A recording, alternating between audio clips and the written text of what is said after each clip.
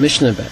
Kol Shivat Hayamim Hu Zorek Et Hadam. So again, these 7 days, Kol Shivat Hayamim, the 7 days before Yom Kippur, that we just learned that he would be set aside, leave his home, and be in the Beit HaMikdash.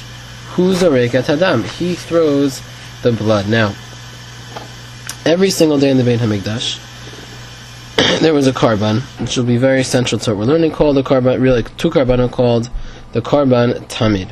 The karban tamid was brought 1 in the morning and 1 in the afternoon. The first karban, almost always brought in the Beit HaMikdash, was the karban tamid in the morning, and the last one in the afternoon was also a karban tamid.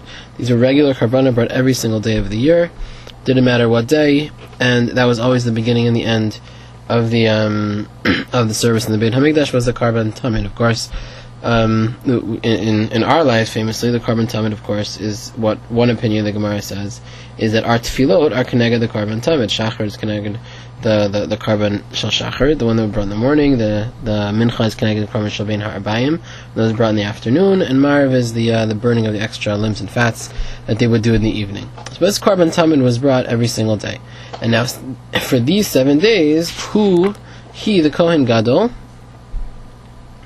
Zorek et Hadam. So the first thing he would do is he would sprinkle the blood. Part of the avodah, part of the service of bringing this karban, is obviously you would shacht it, you'd slaughter the animal, and then you'd have to take some of the blood and sprinkle it on the mizbeach. That was an important, integral part of any karban, most karban I should say, where you would take the blood and do zrikat hadam, sprinkle some of the blood on the mizbeach. So for this week, that was the job of the Kohen Gadol.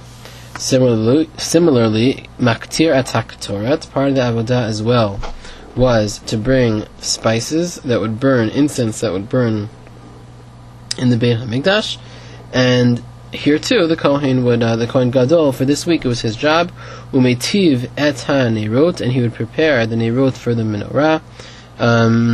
There are various opinions whether it means he would light the neirot, he would just clean out the neirot, when exactly he would do it. That's a big discussion in the Rishonim here. But simply put, again, part of the regular avodah was preparing these candles for being lit in the menorah, and that was what the Kohen would do. And in addition, makriv et harosh ve'et haragel, he would bring onto the mizbeach the head and the regel, the leg of the of the animal that was brought as the karban. So this entire week, that would be his job, the job of the Kohen Gadol. Of course, during this week it was very important because he's preparing himself for this great day of Yom Kippur, where there's a vast amount of avodah, a vast amount of things that have to be done, and it's going to be his job to do them. And therefore, in order to prepare, he would make sure that during this week, in addition to being separate from his house, to make sure it doesn't become tamei, and all those other things, he would be practicing. And later on, we'll soon learn Bezrat Hashem about how he would actually learn the texts and the different things he would learn in order to prepare for this day. And part of the preparation was actually practicing, doing the avodah, bringing karbanot, sprinkling blood, bringing ketoret. These were all things that would be important for what he was doing on Yom Kippur. So therefore, this entire week, that was the job of the Kohen Gadol. And the Mishnah continues, Ushar kol hayamim, on the rest of the days, let's say any other day of the year. So the rule was, imratza lahakriv, if he desired lahakriv, to bring the karban, to be the one who would offer the karban, then makriv, he could. If he wanted to, he could. It was really up to him. And as opposed to this week where he had to bring the karban, that was part of his job in preparation for Yom Kippur this week to bring the karban.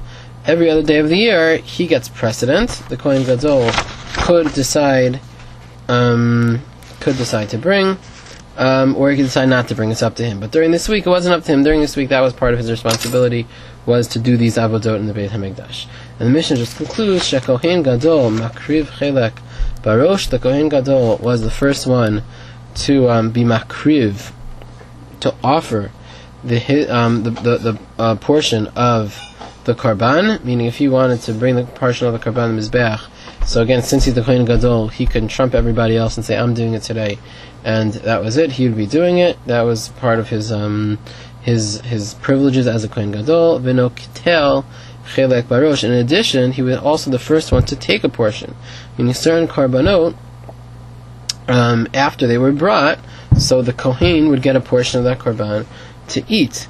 And when it came to these korbanot that were being brought in the Beit Hamikdash, so then the Kohen Gadol had the right to any day of the year, had the right to say he was the one who was going to bring the korban, or have the right to say that he would, or have the right to say that he was the one who is going to take a portion, whichever portion goes to the Kohanim, he would take. He wouldn't have to wait for other Kohanim to get their share. As the Kohen Gadol, he could take what he would like. And the Farshim point out, this of course refers specifically to Karbanot. Other things that would go to the Kohen, Truma, Master, things like that, those things he wasn't able to take any earlier than anyone else. Those he was privy to being separated in an even fashion, just like anyone else. But when he came specifically to these Karbanot, so that was his right. So that's Mishnah Bet. Just to summarize, again, these 7 days that we learned earlier, he was separated. Not only was he staying in the Beit HaMikdash, but in addition, he would have the obligation to do Zrikat Hadam, the sprinkling of the blood, the Matzah, the Torah, to bring the incense, Meiti Batanor, Nero, to prepare the candles, and to bring the Rosh and the Regel, the head and the leg of the animal, during that week, as opposed to every other week of the year, where if he wants to, so then he has the right to insist that he's going to bring the korban and he's going to get the part of it. But if he doesn't want to, he doesn't have to. That is up to him. Okay, so that's Mishnah Aleph and Bet. I hope everyone enjoyed and understood very well. Please make sure you look online for the resources and questions you'll be able to answer for this. If you have any questions, feel free to contact me. You could email me at jmintz@rkyhs.org. Have a wonderful day.